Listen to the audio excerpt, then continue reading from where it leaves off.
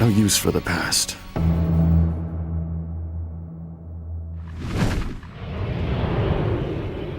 Hello and welcome back to JBSR's 25 Days of Christmas.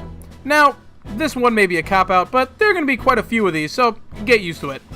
Lost Odyssey and Tales of Vesperia are not games from the same series or the same developer, but for me, they represent a few things. Most relevant to me is that they represent my last hurrah with traditional JRPGs. I had a love affair with these during the PS1 era, but whether it was my game taste changing or the fact that I skipped the PS2, that all but fizzled out. But with both of these games, at least at the time, that passion was back. I actually ended up pre-ordering Lost Odyssey entirely because of the commercial using Jefferson Airplane's White Rabbit. Figuring out that it was from the guy who pretty much invented Final Fantasy definitely sold me further. The story is great, and while immortality may or may not be a new topic, seeing it regarded as a burden was refreshing, to me at least. There were a few moments that got me teary-eyed, especially the 1,000 Years of Memory sequences. But do not play that scene from the end of Disc 1. No. Stop it. Why do you do this to me?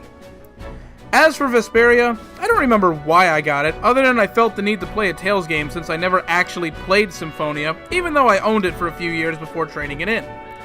And I loved it, especially with the beautiful animation and, unlike Lost Odyssey, it has a ton of color.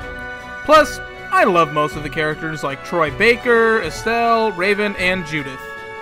Sorry, Carol, but you're annoying for like 2/3 of the game.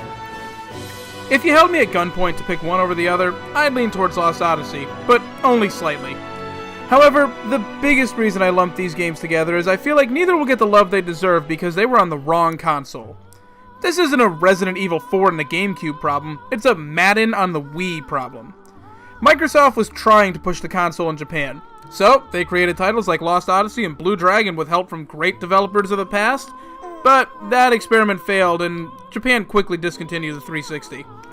Luckily, Vesperia saw a port to the PS3, but only in Japan. Lost Odyssey, meanwhile, is a Microsoft Studios game, so it is lost on a console whose main demographic prefers shooters and sports games. Neither was revolutionary, but considering how lackluster Final Fantasy has been lately, they would have been welcome additions to a lot of libraries. But all I can do is tell you about the games and hope that you check some of them out. And tomorrow, we'll talk about a more successful game. One based in space that was part of a trilogy during the last generation. And it's not Mass Effect.